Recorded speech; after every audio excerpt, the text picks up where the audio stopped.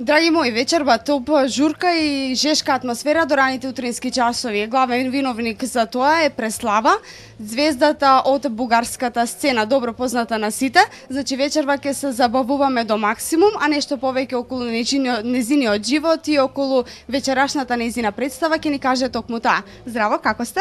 Добре съм. Здравейте на всички. Радвам се, че съм тук в Македония, в Струмица, в това заведение, което вече, между другото, веднъж съм пяла. Сега ще ми бъде за втори път. Общо взето, мога смея да кажа, че познавам долу-горе вече темперамента на хората тук. Предния път се получи голям купон. Надявам се тази вечер да надминем всичко това, което ни се е случило. И дано всички да са ударили по 2-3 водки с отека, за да имат повече настроение. Така, рековте дека веќе не сте за прв пат овде во нашиот град. Како ви се допаѓа струмичани како публика? Много са готини, много темпераментни, купунджи, това е. Така, со што ќе се представите вечерва? Дали ќе има добра журка за сите млади овде кои што се дојдени во клуб Селект? Това не го разбрах.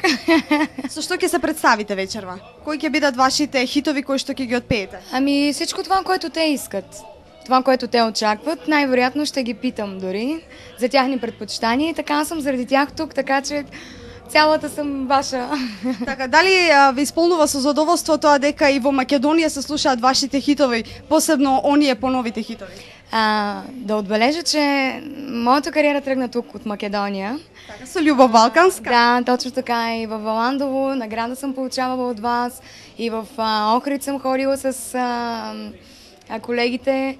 Просто малко така ми е повече на емоция, тук го удрям на спомени и много обичам хората тук. Страшно много. Така, дали Струмица ви се допаѓа како град и дали доколку би имале прилика повторно би дошли овде да настапувате?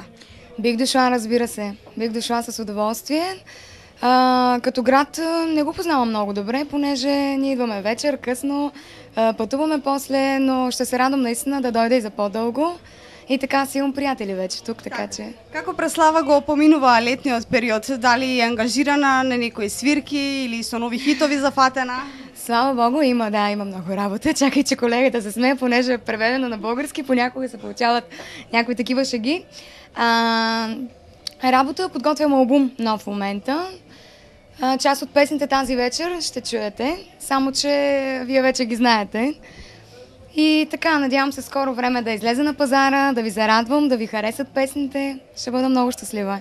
Така, да ни откриете малко около вашият приватен живот. Дали Преслава е залюбена? Преслава може винаги да е влюбена. Влюбена в живота, влюбена в песните, които правя и така. Мъж до себе си нямам.